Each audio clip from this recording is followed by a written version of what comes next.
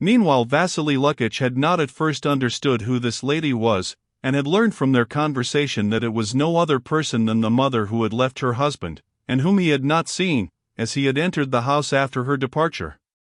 He was in doubt whether to go in or not, or whether to communicate with Alexey Alexandrovitch. Reflecting finally that his duty was to get Seryozha up at the hour fixed, and that it was therefore not his business to consider who was there, the mother or anyone else, but simply to do his duty, he finished dressing, went to the door and opened it. But the embraces of the mother and child, the sound of their voices, and what they were saying, made him change his mind.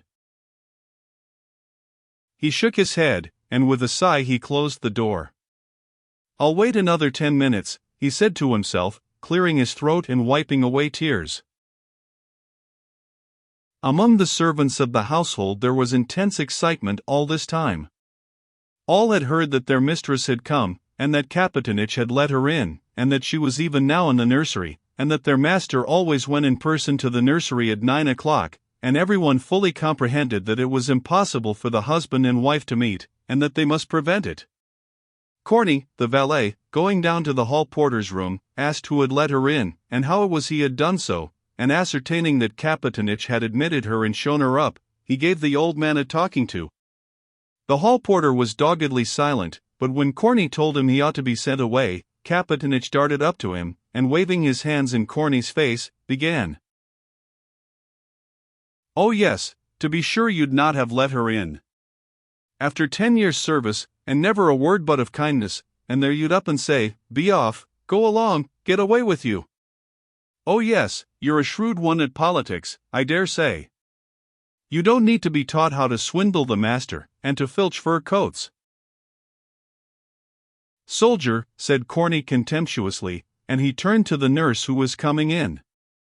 "Here, what do you think, Marya Efimovna, he let her in without a word to anyone," Korney said, addressing her.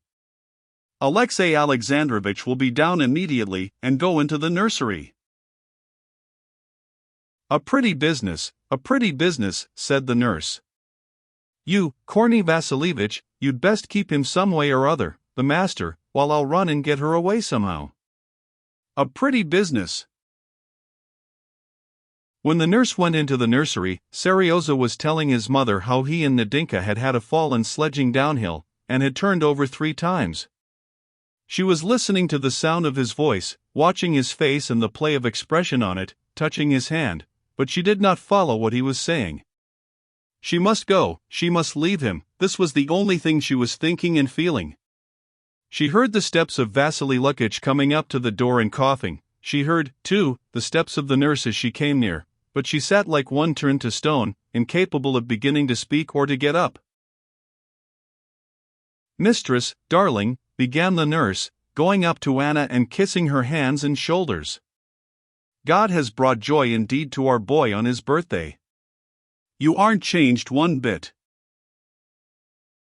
"Oh, nurse dear, I didn't know you were in the house," said Anna, rousing herself for a moment. "I'm not living here, I'm living with my daughter. I came for the birthday, Anna Arkadyevna, darling." The nurse suddenly burst into tears, and began kissing her hand again. Seryozha, with radiant eyes and smiles, holding his mother by one hand and his nurse by the other, pattered on the rug with his fat little bare feet. The tenderness shown by his beloved nurse to his mother threw him into an ecstasy. "Mother! She often comes to see me, and when she comes," he was beginning, but he stopped, noticing that the nurse was saying something in a whisper to his mother, and that in his mother's face there was a look of dread and something like shame, which was so strangely unbecoming to her. She went up to him. "My sweet," she said. She could not say goodbye, but the expression on her face said it, and he understood. "Darling, darling Kudik," she used the name by which she had called him when he was little, "you won't forget me?"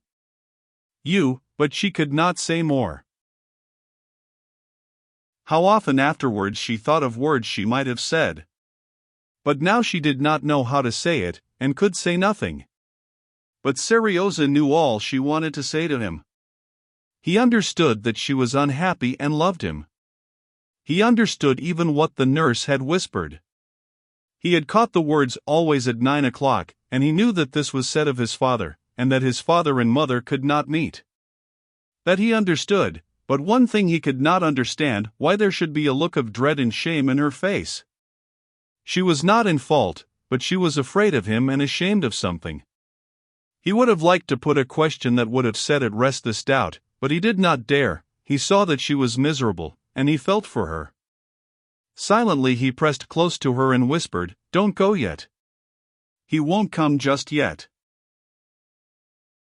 The mother held him away from her to see what he was thinking, what to say to him, and in his frightened face she read not only that he was speaking of his father, but, as it were, asking her what he ought to think about his father. "Serioza, my darling," she said, "love him. He's better and kinder than I am, and I have done him wrong. When you grow up you will judge." "There's no one better than you," he cried in despair through his tears, and, clutching her by the shoulders, he began squeezing her with all his force to him, his arms trembling with the strain.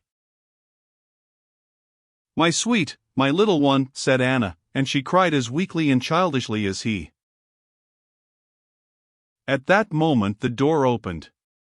Vasily Lukitch came in. At the other door there was the sound of steps, and the nurse in a scared whisper said, "He's coming," and gave Anna her hat.